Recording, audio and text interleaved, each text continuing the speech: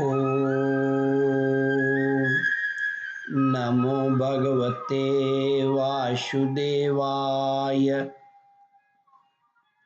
श्रद्धालु भक्तों, श्रीमद्भागवत महापुराण के 10वें स्कंद के उत्तरार्ध के 66वां अध्याय के अंतर्गत पौंड्रक और काशीराज का उद्धार का प्रस्तुतिकरण करूंगा। इसके पूर्व जहां तक आप कथा श्रवण कर चुके हैं उसके आगे का प्रस्तुतिकरण करता हूं। श्री सुखदेव जी कहते हैं, परीक्षित, भगवान श्री कृष्ण के आक्रमण का समाचार पाकर महारथी पौंड्रक भी 2 अक्षौहिणी सेना के साथ शीघ्र ही नगर से बाहर निकल आया। काशी का राजा पौंड्रक का मित्र था, अतः वह भी उसकी सहायता करने के लिए 3 अक्षौहिणी सेना के साथ उसके पीछे पीछे आया। परीक्षित, अब भगवान श्री कृष्ण ने पौंड्रक को देखा। पौंड्रक ने भी शंख, चक्र, तलवार, गदा, शारंग धनुष और श्रीवत्स चिन्ह आदि धारण कर रखे थे। उसके वक्षस्थल पर बनावटी कौस्तुभ मणि और बनमाला भी लटक रही थी। उसने रेशमी पीले वस्त्र पहन रखे थे और रथ की ध्वजा पर गरुड़ का चिन्ह भी लगा रखा था। उसके सिर पर अमूल्य मुकुट और कानों में मकराकृत कुंडल जगमगा रहा था। उसका यह सारा का सारा वेश बनावटी था, मानो कोई अभिनेता रंगमंच पर अभिनय करने के लिए आया हो। उसकी वेशभूषा अपने सामने देखकर भगवान श्री कृष्ण खिलखिलाकर हंसने लगे।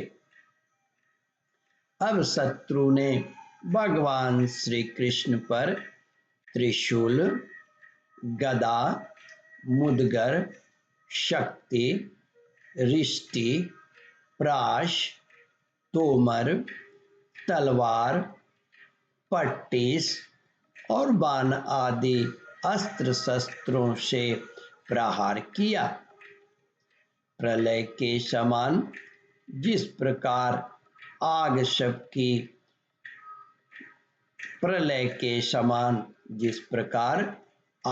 सभी प्रकार के प्राणियों को जला देती है, वैसे ही भगवान श्री कृष्ण ने भी गदा, तलवार, चक्र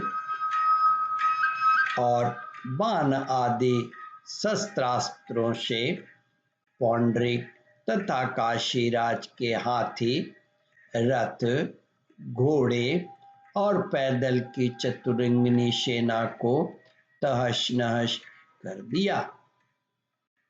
वह रणभूमि भगवान के चक्र से खंड खंड हुए। रथ, घोड़े, हाथी, मनुष्य, गधे और ऊंटों से पट गई। उस समय ऐसा मालूम हो रहा था मानो भूतनाथ शंकर की भयंकर क्रीड़ा स्थली हो। उसे देख देख कर शूरवीरों का उत्साह और भी बढ़ रहा था। अब भगवान श्री कृष्ण ने पौंड्रक से कहा, रे पौंड्रक, तूने दूत के द्वारा कहलाया था कि मेरे चिन्ह अस्त्र शस्त्र आदि छोड़ दो। सो अब मैं उन्हें तुम पर छोड़ रहा हूं। तुमने झूठ मूठ मेरा नाम रख लिया और मुझे इस तरह का संवाद भेजा। अतः मूर्ख, अब मैं तुझे उन नामों को भी छुड़ाकर रहूंगा। रही तेरी शरण में आने की बात, सो यदि मैं तुझे युद्ध न कर सकूंगा, सो यदि मैं तुझे युद्ध न कर सकूंगा, अतः मूर्ख, अब मैं तुझे उन नामों को भी छुड़ाकर रहूंगा। रही तेरी शरण में आने की बात, सो यदि मैं तुझे युद्ध न कर सकूंगा तो तेरी शरण ग्रहण करूंगा, यानी कि तुझसे युद्ध नहीं करूंगा। तो भगवान श्री कृष्ण ने इस प्रकार पौंड्रक का तिरस्कार करके अपने तीखे बाणों से उसके रथ को तोड़-फोड़ डाला और चक्र से उसका सिर वैसे ही उतार दिया जैसे इंद्र ने अपने वज्र से पहाड़ की चोटियों को उड़ा दिया था।